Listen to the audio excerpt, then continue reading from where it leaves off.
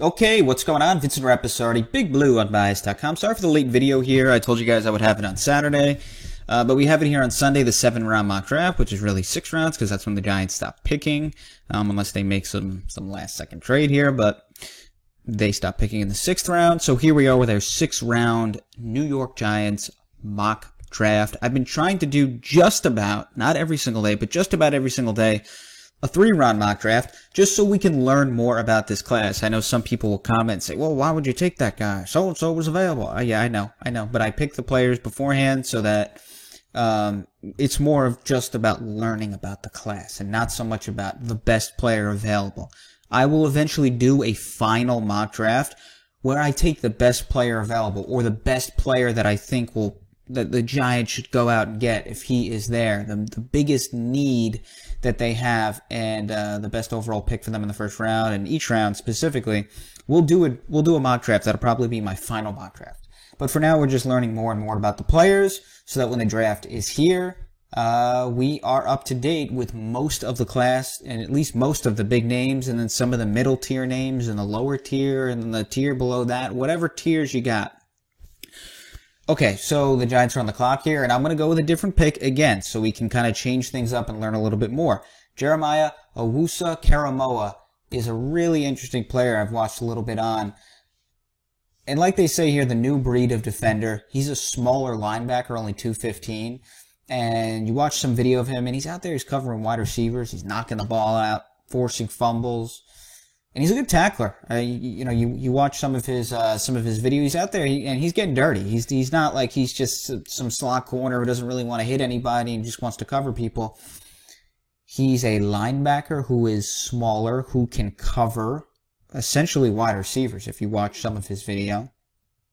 And he's not afraid to get dirty and to go out and hit people. And there's nothing I love more than a linebacker who can cover. That's why I was all in on Isaiah Simmons last season, last draft class for the Giants, because of his versatility, his ability as a linebacker to cover tight ends, running backs, potentially wide receivers. I think if you can have that versatility of a linebacker who's able to go around and hit people and also cover tight ends and running backs, and even in Koramoah's case, wide receivers. He's out there, he's covering wide receivers. You go watch some of his film, and you see that. I like that a lot.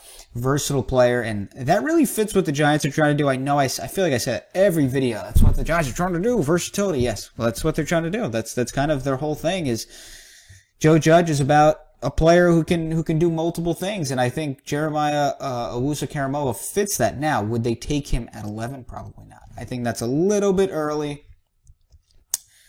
But again, we're just kind of going through this draft class. We're trying to learn a little bit more, and we're trying to pick some players that could potentially fit the Giants in the first round.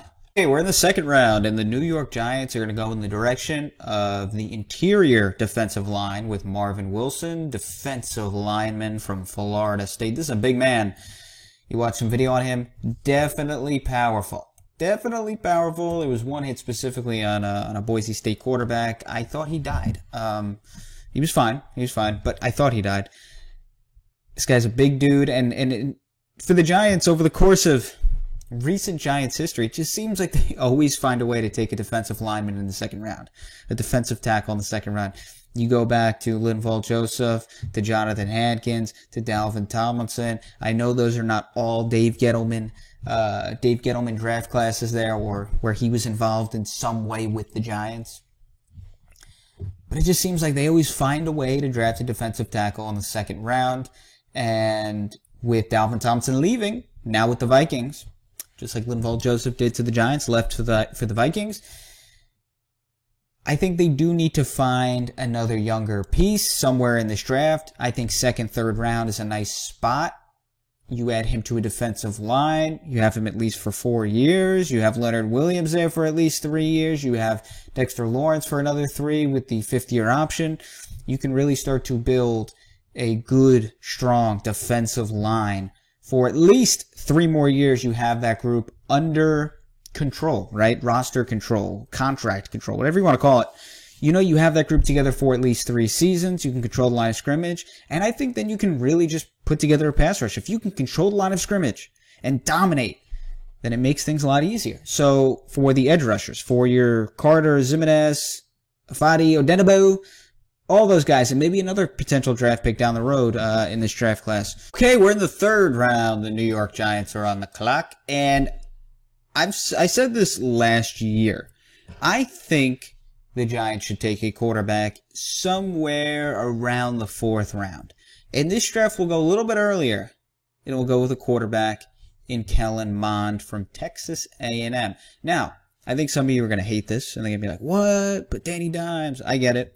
But Dimes, look, Dimes, he's had his injury situations. He's had his injury history is significant enough for me to invest in another quarterback somewhere around the fourth round. Because, look, the Giants are all in this year. They got to win. I think they really have to make the playoffs this year to kind of show that this rebuild went the right way, that there's some real potential with this Giants rebuild, that it's going in the right direction. I think they need to make the playoffs this year, and I think just about every one of you listening would agree with that. If Danny Dimes gets hurt and he's out for 4 weeks, or let's just say he's not playing well, maybe he's not the guy. I'm just saying, I'm just putting it out there. You draft a quarterback with some potential in Kellen Mond, dual threat kind of guy. You never know. You take a shot.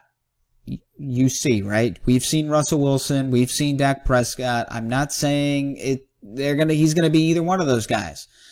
But you might as well draft as many quarterbacks as possible. I'm not saying waste first-round picks on quarterbacks every year, but you might as well take some chances because the position is so important.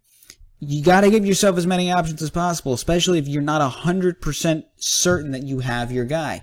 Now, I like Daniel Jones. I think he has some legitimate potential, and I think he could be the Giants franchise quarterback. But it's not 100% certain at this point. I think there's still many people who need to see more.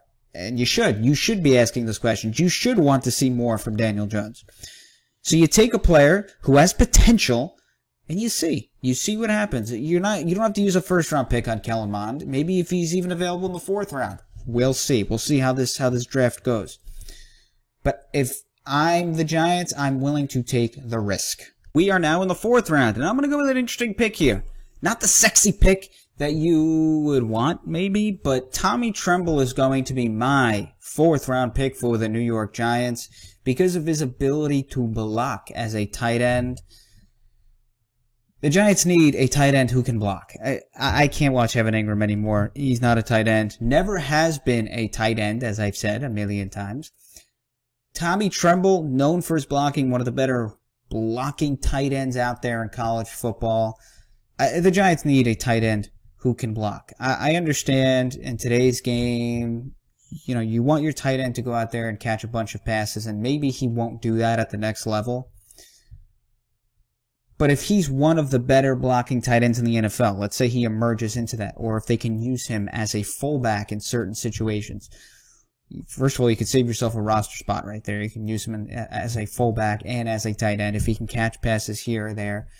But also, if you're going to be a Saquon Barkley-led offense, if that's going to be your guy, and you're building this offensive line with all these high-end draft picks, you might as well go all out. You might as well have a tight end who can block. Tommy Tremble is my pick. We're in the sixth round, and at this point, you're just taking flyers. You're just taking players, and you hope that maybe they can make the team. So we're going to go with Ramondre Stevenson, the running back from Oklahoma, here with the first sixth-round pick that the Giants have here. They have 2 in the sixth round. Stevenson, 246. He's a big man. Watch some video on him. He's a tough man to tackle. Kind of a Brandon Jacobs aspect to him. And after Saquon Barkley essentially lost all of his season last year due to injury, I think the Giants have to draft a running back at some point. They signed Devontae Booker, but long-term, I think to have another option on the roster, I'm going with Stevenson. Okay, so this is the final pick in this mock draft, and we're going to go with Frank Darby, wide receiver, Arizona State. And he's definitely not a complete receiver. He definitely needs to figure some things out, but the athleticism is there. Many think that his deep ball ability is very, very interesting. Freak athlete, more of an athlete, playing wide receiver. We'll see. Again, this is the sixth round. You're just taking flyers and see if they hit.